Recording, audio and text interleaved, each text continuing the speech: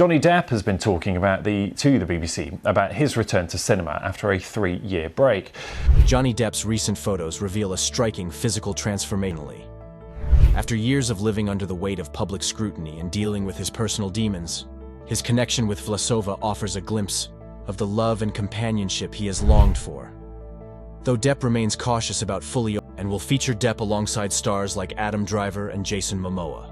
While Depp's voice role as Johnny Puff in Puffins may have kept him busy in recent years, it was a far cry from the roles that once defined his career. The Carnival at the End of Days, with its more dramatic premise, could be exactly the project Depp needs to truly return to form. The film's star-studded cast and ambitious concept suggest it will have a significant impact, offering Depp a chance to re-establish himself as a leading man in major, high-profile projects. As Depp continues to forge a path of personal growth and professional reinvention, his recent transformation is paving the way for an exciting new chapter.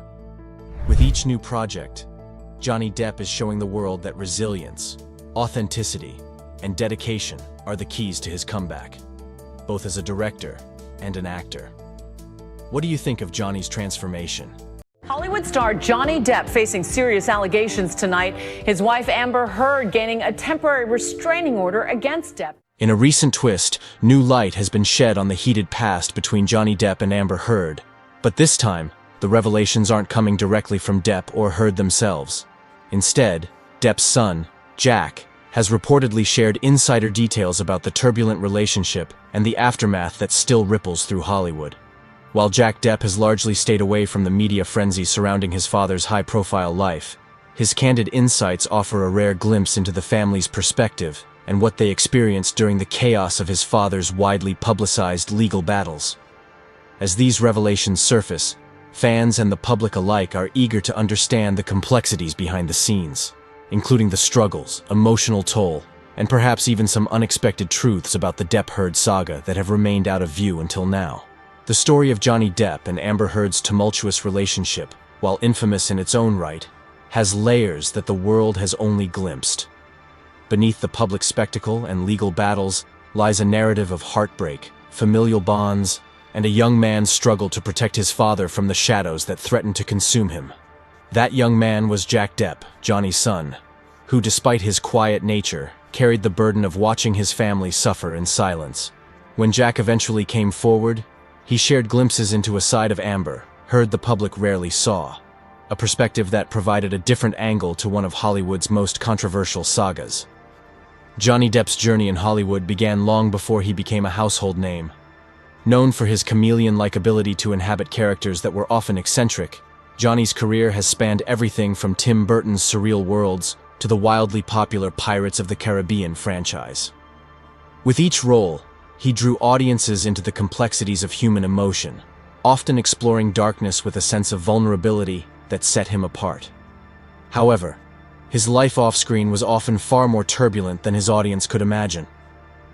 Fame had brought both fortune and scrutiny, with its rewards shadowed by intense media attention and the constant pressure to perform.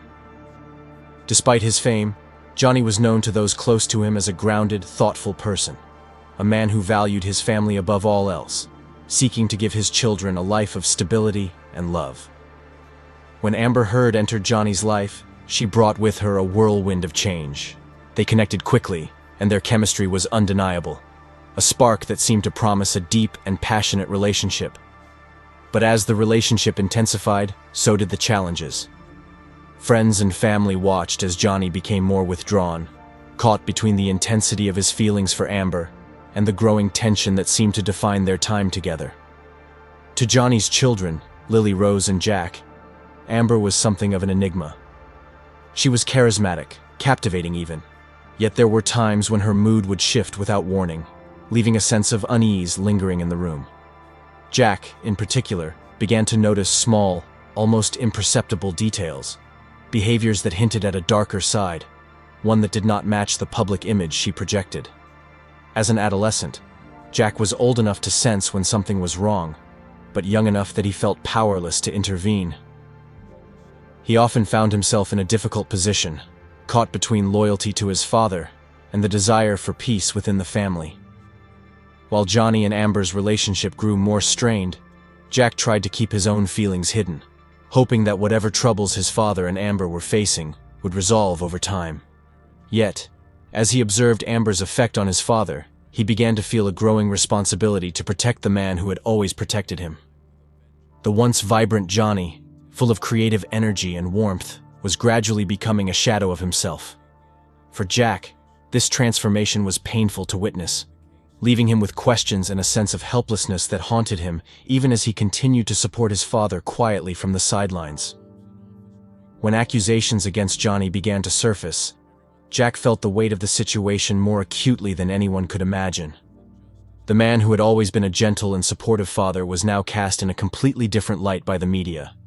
As Amber's allegations became more public and the court battles intensified, Jack struggled with a conflicting mix of emotions: rage, sadness, and a sense of betrayal. To him, the version of his father that Amber portrayed was not only false, but deeply damaging.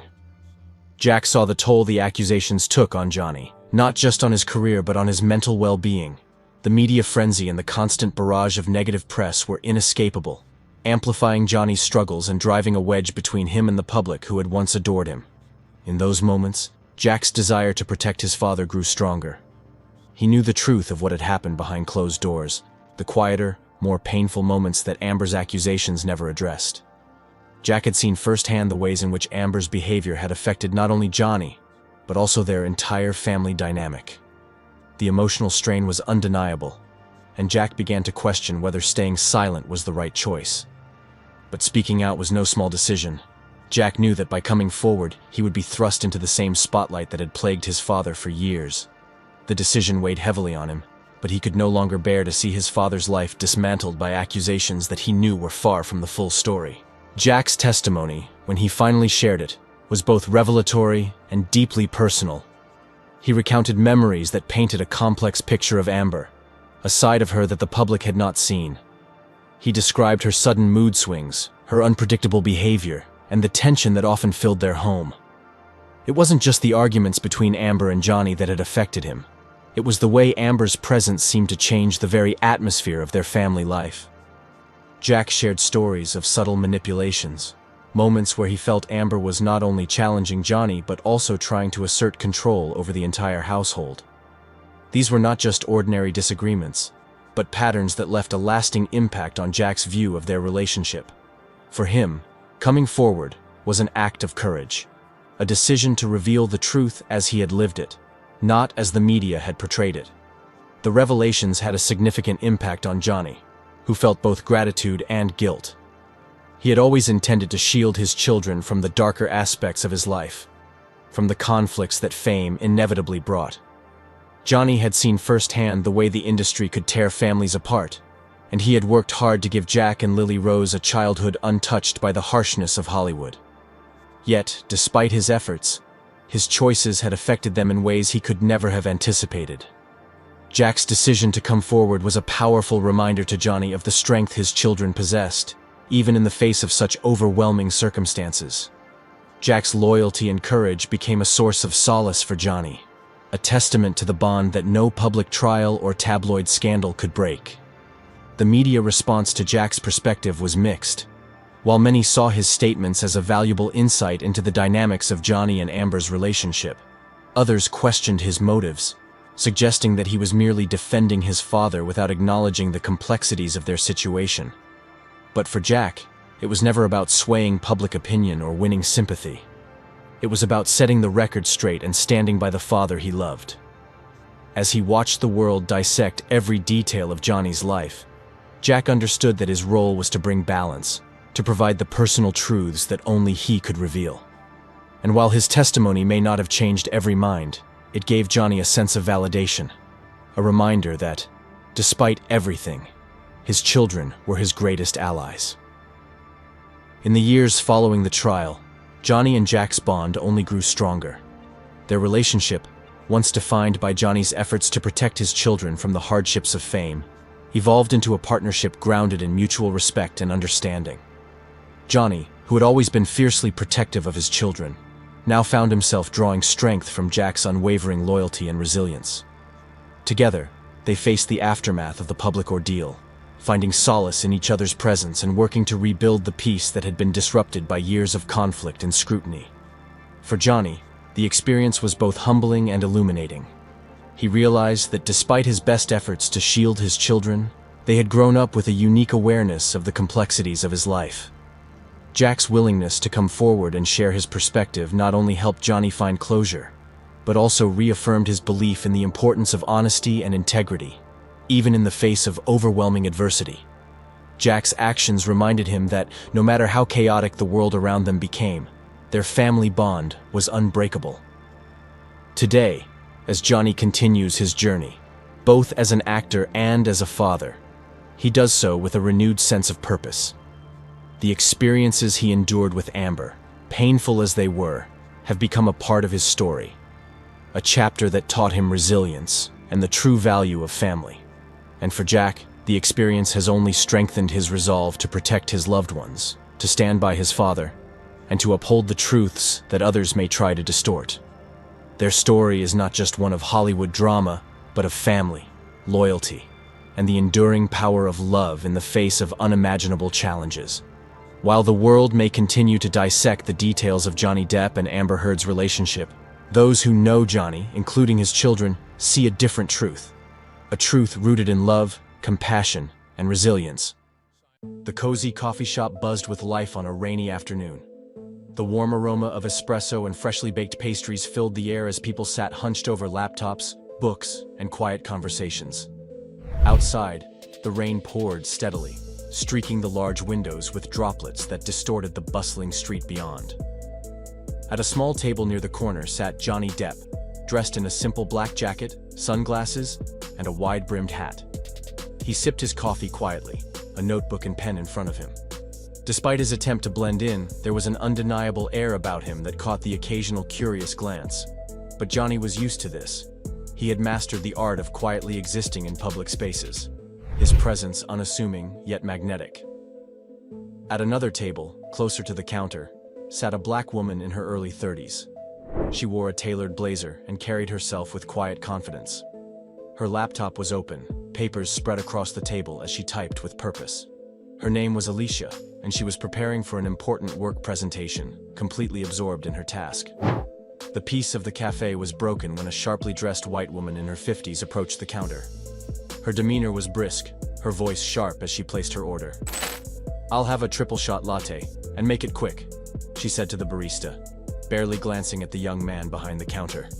As she waited for her drink, the woman's eyes scanned the room, landing on Alicia. Her gaze lingered, her expression shifting to one of quiet disdain. She took her latte, muttered a thank you, and walked toward the seating area, her heels clicking against the floor. Passing by Alicia's table, the woman paused. Her voice cut through the air, loud enough to turn heads. "Excuse me, but you're taking up too much space." Alicia looked up, startled. "I'm sorry?" she asked, her tone polite but confused. The woman gestured at Alicia's papers spread across the table.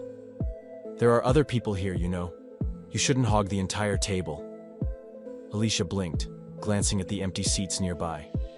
"There are plenty of other tables," she said calmly. "I'm not bothering anyone." The woman scoffed. "It's not about that. It's about being considerate. Some of us know how to act in public." Alicia's face tightened, but she maintained her composure. "I'm just doing my work, ma'am." The woman's voice grew sharper. "Maybe you should do your work somewhere else." The air in the cafe grew tense. Conversations stopped, and heads turned toward the confrontation. Alicia sat frozen, unsure of how to respond without escalating the situation. From his corner table, Johnny Depp had been observing the interaction. His relaxed posture stiffened, and he set down his coffee cup. Removing his sunglasses, he rose from his seat, his expression calm but purposeful. He approached the two women, his presence immediately commanding attention. "Excuse me," he said, his voice low but firm. "Is there a problem here?" The woman turned, her eyes widening slightly as she recognized him. "No problem," she said quickly, her tone shifting to one of forced politeness. Johnny's gaze remained steady. "Doesn't look that way to me," he said. "It looks like you're bothering someone who's just trying to work." The woman's facade cracked. "I wasn't bothering anyone, I was just interrupting her," Making her uncomfortable, Johnny cut in, his voice calm but unyielding. Why? The woman floundered for a moment, her confidence faltering under Johnny's unwavering stare. I didn't mean anything by it, she said finally. I just thought... You thought you could speak to her that way because you felt like it, Johnny interrupted again. But here's the thing. She's not the one with the problem. You are. The room was silent. Alicia looked up at Johnny, her eyes wide with a mixture of gratitude and disbelief. The woman straightened, attempting to salvage her dignity. Well, I don't have to stay here and be insulted, she snapped. No one's asking you to stay, Johnny said simply, stepping aside to gesture toward the door. In fact, I think we'd all prefer it if you didn't. The woman's face flushed with anger and embarrassment. She grabbed her bag and stormed out of the cafe, the sound of the door slamming behind her breaking the heavy silence. Johnny turned back to Alicia, his expression softening. You okay? He asked. Alicia nodded, her voice steady but touched with emotion. Yes, thank you. Johnny smiled faintly. No one deserves to be treated like that.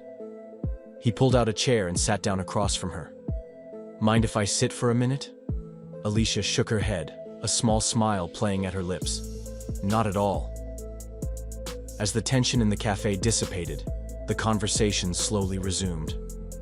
Johnny and Alicia exchanged a few words, and he complimented her on how composed she had stayed during the confrontation. Takes strength to stay calm when someone's coming at you like that, he said. You handled it better than most. Alicia chuckled softly. I guess you get used to it. You shouldn't have to, Johnny replied, his tone serious. The moment didn't end there. A bystander who had witnessed the exchange recorded part of the incident and posted it online. By the next day, the video had gone viral. The clip showed Johnny Depp calmly but firmly standing up for Alicia, and it struck a chord with viewers around the world. The headlines followed. Johnny Depp confronts racist behavior in cafe. Depp's quiet heroism inspires millions. The comments poured in, praising Johnny for using his platform to stand up against injustice, even in everyday situations. For Alicia, the encounter became a story she would tell for years. A moment when a stranger had stepped in to remind her that she was valued and deserving of respect. And for Johnny, it was another example of his belief in doing what's right, regardless of who was watching. Because sometimes, the simplest acts, a calm confrontation, a few kind words, can ripple outward, reminding everyone of the power of standing up for what's right. The airplane cabin hummed with the usual pre-flight bustle. Passengers stowed luggage in overhead bins, adjusted seats, and settled in for the journey ahead. The air was filled with a mix of polite conversation, the occasional laugh, and the soft beeps of flight attendants preparing for takeoff. Among the crowd was Johnny Depp, seated discreetly in first class. Dressed in his signature scarf, glasses, and a fedora, Johnny was hardly recognizable to most. Johnny was a frequent traveler, but he preferred to keep his flights low-key. He had mastered the art of blending in, avoiding attention as much as possible. His seat, tucked away near the front of the cabin, offered him a clear view of the other passengers boarding. He observed quietly, a habit of his, as people filed down the aisle. A few rows behind him in the economy cabin, a middle-aged white woman with a sharp expression settled into her seat. She exuded an air of entitlement, her movements brisk and annoyed as she adjusted her bag under the seat in front of her. Across the aisle sat a black man in his late 30s, dressed in a crisp button-down shirt and slacks. His calm demeanor and polite smile contrasted starkly with the woman's impatient glances in his direction. The man, whose name was Marcus, had been one of the last to board the plane. Despite his professional appearance, the woman had cast a judgmental eye on him the moment he entered the cabin. Now, as he politely asked a flight attendant for assistance with his carry-on, her disapproving glare became even more pronounced. As the plane prepared for takeoff, the woman's disdain turned vocal. She leaned across the aisle, her tone sharp. "Excuse me," she said loudly. "Do you mind keeping it down? Some of us are trying to relax before the flight." Marcus blinked, startled. "I'm sorry, ma'am. I wasn't trying to be loud." The woman rolled her eyes, her voice dripping with sarcasm. "Well, maybe next time you can board earlier so you're not holding everyone up." Marcus smiled politely. unwilling to escalate the situation. I'll keep that in mind. But the woman wasn't finished. As the flight attendant handed Marcus his bag, the woman muttered under her breath, though loud enough for those nearby to hear. Some people don't know how to act in public. Several passengers glanced her way, their faces reflecting varying degrees of shock and discomfort. Marcus, still composed, chose to ignore the comment and settled into his seat. But Johnny Depp, seated just ahead in first class, had overheard everything. Johnny shifted in his seat, his expression darkening. He was no stranger to witnessing unfair treatment, and the woman's behavior struck a nerve. He glanced back subtly, observing the scene unfold. Marcus's quiet dignity in the face of such blatant disrespect impressed him, but it also fueled his resolve to step in if necessary. As the plane taxied down the runway and ascended into the sky, the tension in the economy cabin simmered. The woman continued to shoot irritated glances at Marcus, muttering comments that grew increasingly cutting. "You'd think people would learn how to dress properly for flights," she said loudly at one point, her eyes flicking toward Marcus's polished shoes and neatly pressed shirt. "Some of us are trying to maintain a certain standard." This time Marcus met her gaze, his voice steady but firm. "Ma'am, I don't think my presence here is bothering you as much as you're pretending it is." The woman scoffed, turning away in a huff. Typical. By now, the murmurs among passengers had reached Johnny's ears. He had remained patient, hoping the woman would relent on her own, but her relentless comments pushed him to action. Removing his glasses and scarf, Johnny stood, his presence commanding as he turned toward the economy cabin. "Excuse me," he said, his voice calm but sharp enough to cut through the cabin's noise. The woman looked up, startled by the interruption. Her eyes widened as she registered who was speaking to her. "Oh," she stammered. You're Johnny Depp." Johnny offered a faint smile, his tone unyielding. "Yes, and I couldn't help but overhear the way you've been speaking to this gentleman." The woman's confidence faltered. "I wasn't trying to be rude," she said quickly. "You weren't trying to be rude," Johnny interrupted, his voice calm but loaded with meaning. "Because it sounded a lot like you were going out of your way to make him uncomfortable." Marcus looked up, his surprise evident. "Mr. Depp, it's fine. I'm used to—" "No," Johnny said firmly, turning to Marcus. "It's not fine. You shouldn't have to get used to being treated like this." The woman's face flushed as Johnny continued. "This man has done nothing but mind his own business, and yet you've decided to single him out. Why is that?"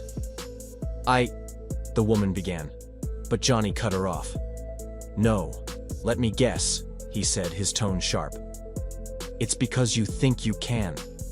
Because you assume your seat, your status, or whatever else gives you the right to treat someone like they're beneath you.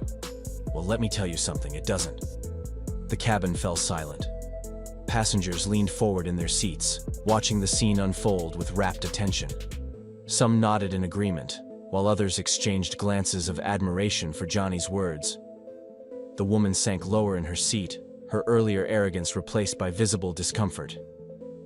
"I didn't mean anything by it," she muttered, her voice barely audible. Johnny tilted his head, his expression softening slightly. "You may not have meant to say anything by it, but your words have meaning. They have impact, and maybe next time, you'll think twice before speaking." He turned to Marcus, offering a genuine smile. "Sir, you've shown more patience and class than most people would in your situation. I just wanted to say that I see it, and I respect it." Marcus nodded, a small smile tugging at the corners of his lips. "Thank you," he said quietly. Johnny returned to his seat, the tension in the cabin easing as the other passengers murmured their approval. A flight attendant approached Marcus moments later, offering him a complimentary upgrade to first class for the remainder of the flight. "No thank you," Marcus said, shaking his head. "I'm fine right here." Johnny overheard and chuckled softly. "A man of principle," he muttered, smiling to himself. By the time the plane landed, the story had already started spreading. Several passengers had recorded parts of the incident, sharing clips online. Within hours, the videos went viral, with millions praising Johnny for standing up against prejudice. Headlines read, Johnny Depp shuts down racist passenger mid-flight. Depp's bold move inspires passengers worldwide.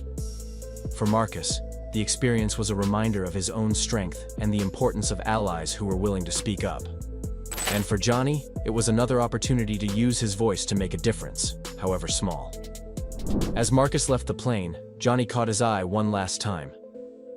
"Take care of yourself, man," he said warmly. "You too," Marcus replied, his gratitude clear. Because sometimes the smallest acts of courage, whether sitting quietly in dignity or speaking out against injustice, can ripple outward, inspiring change in ways no one could have predicted. The city glittered under the evening lights, skyscrapers casting long shadows over the bustling streets below. In one of the wealthiest neighborhoods, a luxury restaurant stood out. A towering establishment with sleek black doors and golden accents, its name glowing in elegant cursive above the entrance.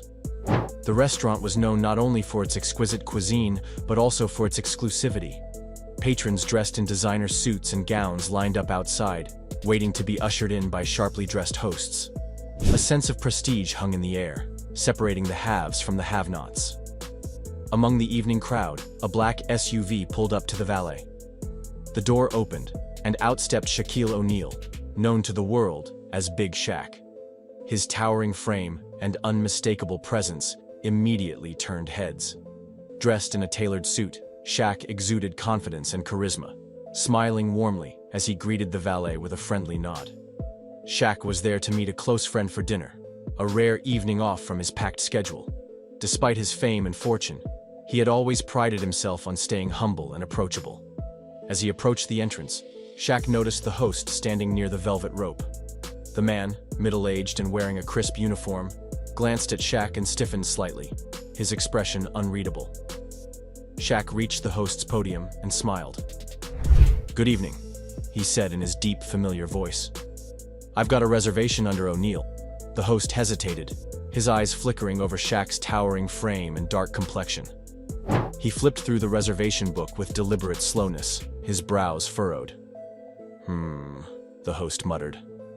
"I don't see an O'Neal here." Shaq raised an eyebrow. "It should be there. I called earlier today to confirm." The host gave a tight-lipped smile, his tone edging into condescension. "Perhaps you're mistaken. This is an exclusive establishment, sir." Shaq's expression remained calm, though his eyes sharpened. "I'm not mistaken.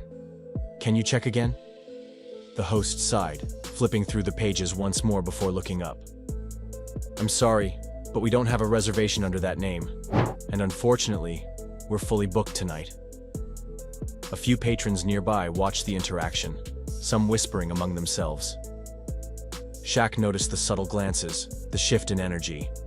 He'd been in situations like this before and knew exactly what was happening. "Fully booked?" Shaq repeated, his voice steady. "Then why did I just see two people walk in without a reservation?" The host's smile faltered, but he quickly recovered. "Those are longtime patrons," he replied smoothly. "We make exceptions for certain clientele." Shaq's jaw tightened. "And what kind of clientele is that?" he asked, his voice calm but firm. The host didn't answer directly. Instead, he gestured toward the exit. "I'm sorry, sir, but I'll have to ask you to step aside. You're holding up the line." The tension in the air was palpable. Shaq's towering presence and unwavering stare made the host visibly uncomfortable, but he held his ground. Before Shaq could respond, a voice from behind him cut through the crowd. "Is there a problem here?" Everyone turned to see a well-dressed man stepping forward. It was James Williams, a prominent businessman and close friend of Shaq's. James was already inside the restaurant when he noticed the commotion at the entrance and came to investigate. James walked up to Shaq, shaking his hand firmly. "Good to see you, my man. I was wondering what was taking you so long." He turned to the host, his tone icy. "Why hasn't he been let in?" The host stammered, his composure cracking under the weight of the situation. There seems to be an issue with the reservation." "There's no issue," James interrupted. "I made the reservation under my name, Williams. He's my guest." The host paled, flipping through the book again with shaky hands. "Oh, yes, here it is." My apologies, Mr. Williams. Right this way. James didn't move. Instead, he crossed his arms, his gaze hard. So, it's fine now that you know he's with me? What would have happened if I hadn't shown up? The host opened his mouth to respond, but no words came out. Shaq, still calm but visibly frustrated, spoke up. You can't treat people like this, man. It's not about my name or who I'm with. Everyone deserves respect. By now, the other patrons were fully engaged, their conversations hushed as they watched the scene unfold. Some pulled out their phones, recording the interaction. I've been coming here for years, James said coldly. But after tonight, I'm done. If this is how you treat people, I want no part of it. James looked at Shaq and gestured toward the exit. Let's go somewhere else. Somewhere that actually deserves our business. Shaq nodded, turning to leave. As they walked away, a ripple of applause broke out among the bystanders, a few shouting words of support. By the next morning, the story had gone viral. Videos of the incident flooded. Social media sparking outrage and conversations about racism and discrimination. Headlines read, Shaquille O'Neal denied entry to luxury restaurant, here's what happened next. Big Shaq's calm dignity shines amid shocking incident. The restaurant issued a public apology, claiming the incident was a misunderstanding. But the damage had already been done. Shaq, ever the gentleman, addressed the situation during an interview. I've dealt with moments like this my whole life, he said. But it's not about me. It's about the bigger issue, how we treat each other as human beings. Everyone deserves respect, no matter who they are. The incident became a turning point for the restaurant, which faced calls for boycotts and had to implement mandatory sensitivity training for its staff. Meanwhile, Shaq continued to use his platform to advocate for kindness and equality. For those who witnessed it firsthand, the night was a reminder of the importance of standing up against injustice, even in the smallest moments. And for Shaq, it was another opportunity to show the world that dignity and grace could triumph over prejudice.